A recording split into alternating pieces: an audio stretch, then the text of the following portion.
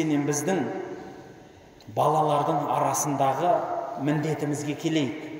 Ата-ананың балаға деген міндеттері бар. Көп адамдар айтады, оған жақсы ат қою. Бұл жақсы ат қою міндетті деген кітапта жазылмаған негізі. Бірақ ата-ана көркем ат қою, бұл ата-аналық сыйлық баласына берген. Пайғамбарымыздың жолы, сүннеті десе болады. Себебі пайғамбарымыз саллаллаху алейхи уассалам өзінің сахабаларының арасында адамның атына қызыққан. Біреулердің аты күннің құлы деген ат болатын, Абдушамс. Сонда бұл кісіге жоқ, сенің атыңды өзгертейік деп жақсы ат қояды оған. Бұл мағынасы қандай? Яғни ат қоясың ба? Мағынасы кең. Соны көтеріп жүре алатын, өте дұрыс ат қой деген мәселе келеді. Ат қою мәселесі. Жұртта сұрақ қояды.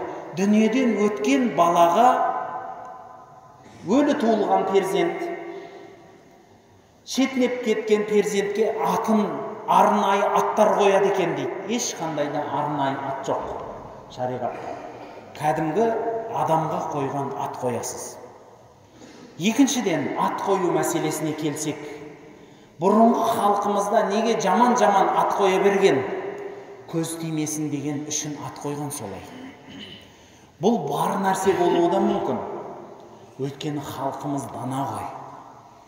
Көз, пайғамбарымыз саллаллаху алейхи вассаламда айтады, адамның, ер жігіттің көпшілігі өзінің басына түскен ажалдан емес, көзден өледі деген сөзі бар. Сондықтан көз деген бар. Бір адам перзент көре алмай қиналғаннан, әйтеуір бір перзент туса, әйтеуір деп ат қоя салады ғой. Мысалы да, өйткені со көңіл бөлмесе екен, көзім тимесе екен, жұрттың да көзі тимесе екен деген сылтау болады. Әлбетте, тағы бір мәселе, ол Құдай перзентті қашан береді, өзі біледі. Сондықтан осылай қылса перзент береді екен деп соған анық сеніп алуда дұрыс емес. Ат қою мәселесіне тағы келсек, бауырлар, перзентіңізге ат қоясыз ба? Мағыналы, дұрыс, бай, ертең соны көтеріп жүре алатын ат қойсаңызшы, өтініш. Анау сериалдардан көріп алып, гректің құдайының атын Адонис деп, Ника деп, Даяна деп ат қоймай қойыңызшы, өтініш. Ол өзге ұлттың, өзге діннің, өзге құдайдың аттары ғой, ол бұттың аттары ол. Мағыналы ат қойсаңызшы, халықта ат құрып қалды ма? Неге жоқ? Қаласаңыз араб тілінде ат қойыңыз. Бүкіл жәннаттың аты бар, жәннаттың бұлақтарының аты бар, пайғамбарымыздың қыздарының аттары бар. Одан бөлек халқымызда аты шулы, мықты, еліміздің қызы деп аталған қыздардың аттары көп емес па? Соларды неге қоймасқа, неге жібек деп қоймасқа, әдемі болсын деп, қыз жібектей. Неге басқалай қоймасқа, әдемі аттардан бибігүл деп неге қоймасқа? Алып тұрып, айдаладағы бір немісше ма, өзі тіпті мағынасында білмейтін әйтеуір біреудің атын қояды. Ұлына немесе қызына. Мен түсінем, көз тимесін деп көті бар деп қоятын болсаңыз мақұл еді. Бірақ білесіз ба, бұл мағына өте үлкен мағына. Ол бекер сөз емес. Ол негізі батырдың аты. Халықта аты шулы. Еліне қызмет қылған, елім деген, жерім деген батырдың аты. Ал халықта сөз бар сол үшін. Кәнден иттің атын бөрібасар қояды деген сөз бар. Сол үшін ат қойғанда да көңіл бөліңіз. Сол затына лайықты болсын деп дұға қылыңыз. Үлкен дұғаны ауызды адамдардан бата әперіңіз. Баласын сол үшін бізде халықта қонақ келгенде кішкентай баланың қолына құмған беріп су құйғызатыны содан. Бірінші қызмет үйренсін үлкендерге. Екіншіден сол келген әр су құйған адам айналайын ниетіңе жет, айналайын осындай қыл деп көптеген дұғалар жасайды.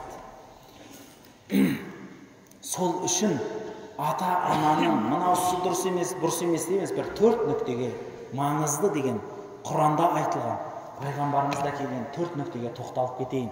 Қай жерде айтылған деп әрқайсысына тоқталуға болар еді, уақыттың тапшылығы бар. Сол үшін айтатыным бауырлар, біріншісі ата-ананың дұғасы перзентке тоқтамай қабыл болады, біліңіз.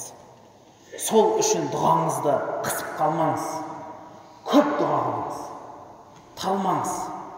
Құдайдан балаңыздың тілеуін тілей беріңіз, тілей беріңіз, тілей беріңіз. Соның арқасында балаңыз жақсы болады. Біліңіз, ата-ана өліп қалса да перзентіне дұға тілейтіні бар. Білесіз ба соны? Пайғамбарымыз саллаллаху алейхи ва саллям да сахих хадисте келеді. Ата-ана өлгеннен соң баласының істеген істерін, амал дәптерін ата-анасына апарып көрсетеді екен. Ол ар жақта жатыр ата-анасы. Көрсетеді екен дейді. Сонда егер жақсы амал жасаса, ата-ана сұрайды екен: "Ей Аллахым, жақсылығынан айырма" дейді екен. Егер жаман амал жасаса, "Ей Аллахым, бұны жақсылық жасатпай дүниеден алмашы" дейді екен. Құдай сіздің ата-анаңызға мейірімін солай өзінің көрсетіп қойды. Сіз де ата-ана болсаңыз біліңіз, мына дүниеде де, арғы дүниеде де перзентіңіздің тілеуін тілеп кетіңіз. Құдай сізге перзентіңіздің тілеуін береді. Екінші нәрсе, мейірім. Иә, мейірім. Пайғамбарымыз саллаллаху алейхи ва саллямның тәрбиесін алған мектеп сол еді. Пайғамбарымыз немерелерін тізесіне ойнататын, иығына салып ат болатын. Пайғамбарымыз намазда тұрғанда Зейнеп деген қызын, Умама деген қызы болатын немересі. Соны мойнына шығып алып намаз оқиды екен. Имам, мойнында қызы бар. Қазір біздің имам сөйтіп келсе, таяқпен қуып шығар едіңіздер. "Ой, молдеке, мынауың не" деп, "Уахабистсің ба, кімсің" деп. Пайғамбарымыз саллаллаху алейхи ва саллям мойнына немересін мінгізіп алып намаз оқиды екен. Руку қылып, рукудан тұрады, сәждеге барарда иығынан алып жанына отырғызып қояды, сәжде қылады. Сәжде қылып болған соң қайтадан тұрып баратқанда апарып көтеріп мойнына мінгізіп алады екен дейді. Бұл мейірім. Омар халифаның тұсында бір кісі келіп сайлауға өтіп жатады. Бір үлкен ауданға басшы болып келіп жатады. Біздің тілде айтқанда облыстың әкімі. Бір аймақтық әкім, облыс емес, аймақтың әкімі. Сонда әлгі әкімге қол қойып береді Омар халифа. Сөйтіп қолына береді. Екеу сөйтіп сөйлесіп, баратын елің осындай деп екеу сөйлесіп, тілдесіп, енді қайыр қош дейін деп тұрғанда, Омардың балалары кеп қалады жүгіріп ойнап. Омар халифа ұстап, "Ей, айналайын" деп маңдайынан сүйіп, искеп еркелетіп жібереді. Сөйтсе әлгі әкім Омарға таң қалып қарайды. "Омеке, мынауыңыз қызық екен. Мен балаларымды сүймеймін" дейді. Жігіт та кәдімгі. Сонда Омар халифа, "Ана қағазыңды берші маған" дейді. "Көріп жіберейін, мен дұрыс жазбаппын бір нәрсені" дейді. "Міне жазыңыз" десе, алады да жыртып тастайды. Сөйтіп пайғамбарымыздың хадисін айтады. "Жердегілерге рахым қылыңдар, көктегілер сізге рахым қылады" деген. Сен егер өзіңнің балаңа мейірімің жоқ, сен басқарып тұрған халқыңа да мейірімсіз боласың. Кете бер. Болды, кете бер. Сау бол. Сондықтан мейіріміңізді төгіңіз, бауырлар. Және білесіз ба, Құдайдың берген балаңызға деген махаббат, перзентке деген мейірім түбі қаяқтан екенін білесіз ба? Бұл сізге Алланың берген махаббаты. Алла сол өзінің жаратқан пендесінің махаббатын сіз арқылы білдіріп тұр. Сіз Алланың махаббатын көтеріп тасып берушісіз. Түсінесіз ба? Бұл махаббат деген сезімді перзентіңізге деген оңай немқұрайды қарамаңыз. Алланың берген сізге аманатын жеткізушісіз. Сіз жеткізбейсіз бе? Алланың алдында сіз жауабын бересіз. Алланың алдында мейірімсіз ата-аналар жауабын береді. Соны ұмытпаңыздар. Үшінші нәрсе әділеттілік. Әділ болыңыздар балаларыңызға. Қандай әділеттілік?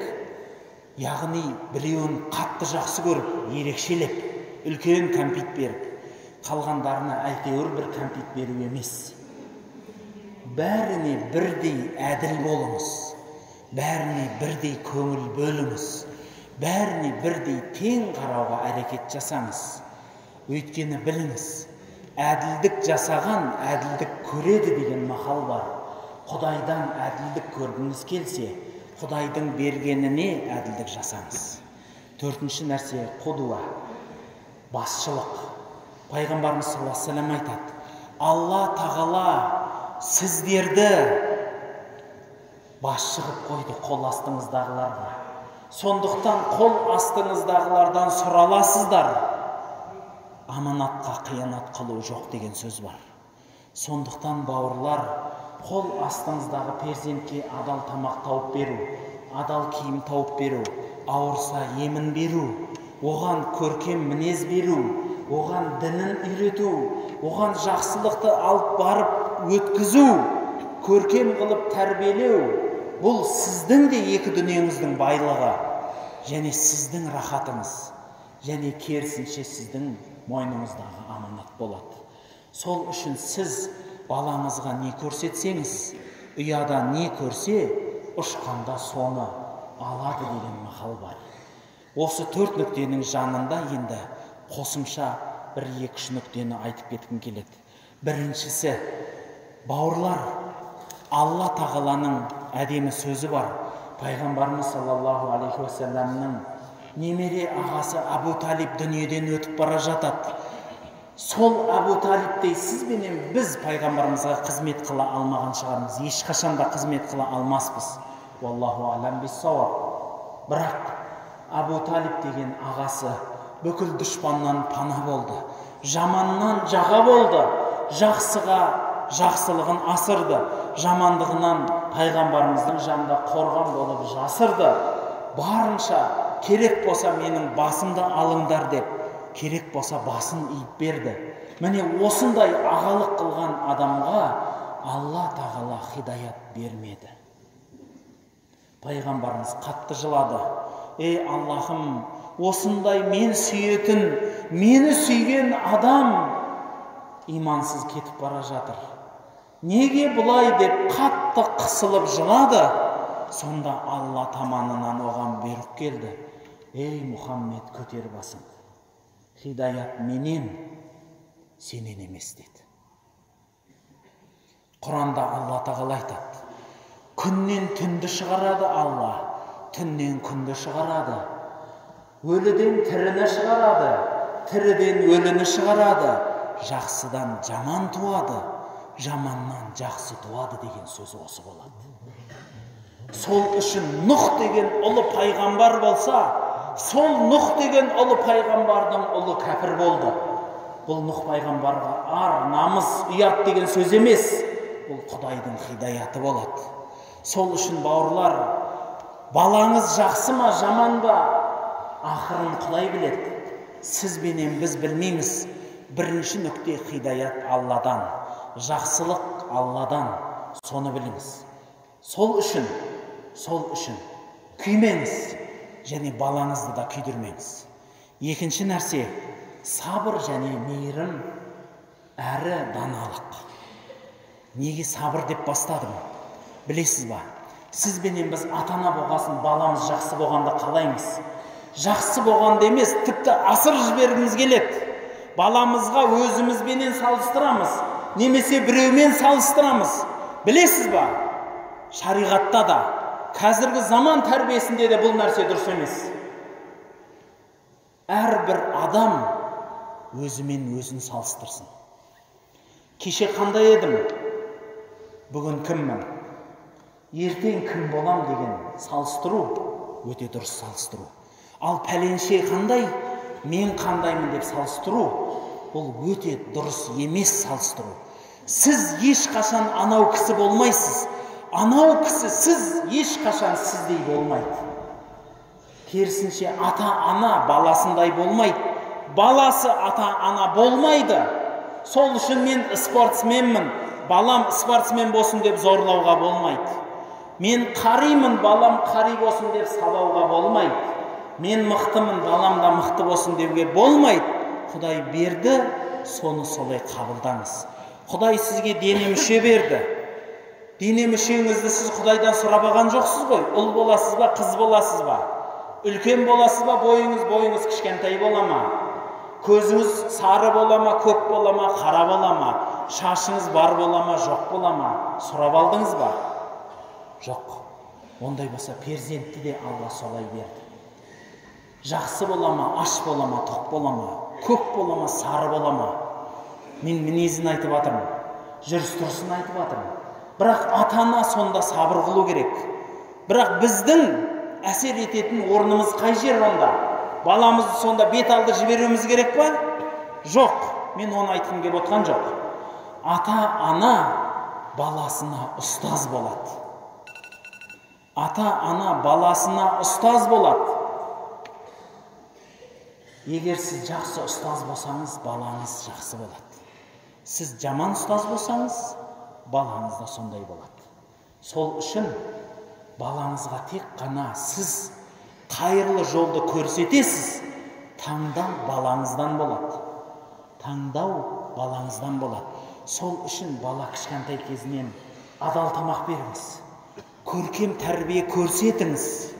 Жұртты жақсы адамдардың арасында апарып отырғыздырыңыз. Мүмкін содан жұғар. Халықта сөз бар. Қауын қауынға қарап не болады? Түс алады дейді. Қауын қауынға қарап түс алады. Сондықтан бауырлар, балаңыз сіздің қол астыңыздағы малыңыз емес, ұрып теуіп тәрбиелейтін, айдайтын. Мен неге бұны қайта-қайта айтып жатырмын? Мен бір мысал айтайын сіздерге. 90-шы жылдардың аяғында бізге шекарамыз ашылғасын, Түркістандағы МКТУ дейді ғой, енді халықаралық университет ашылғасын, түрлі елдерден адамдар келіп сабақ алды. Сол адамдардың ішінде түрк халқы да бар еді.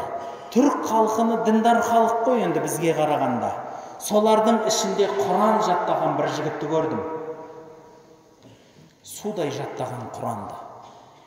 Елімізге келгеннен соң судай қылып арақты ішті.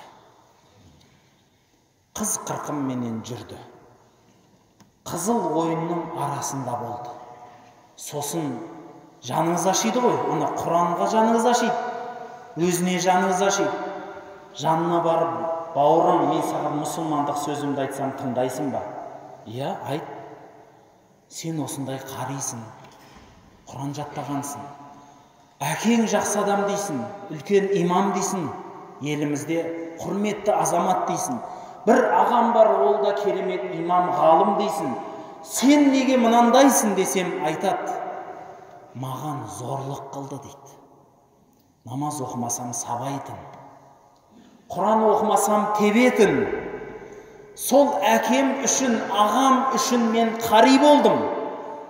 Таяқ жеп.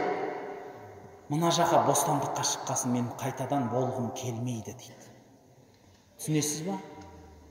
Бұның күнәсі кімге баратынын да біліп тұрған шығарсыз. Сондықтан бауырлар, бұл бір ғана мысал. Бұндай мысал өте көп. Өте көп. Балаңызға сіз жол көрсетіңіз. Ақылшы болыңыз. Егер дұрыс ақыл айтып, дұрыс көрсетіп қалсаңыз, дұрыс жолды көресіз.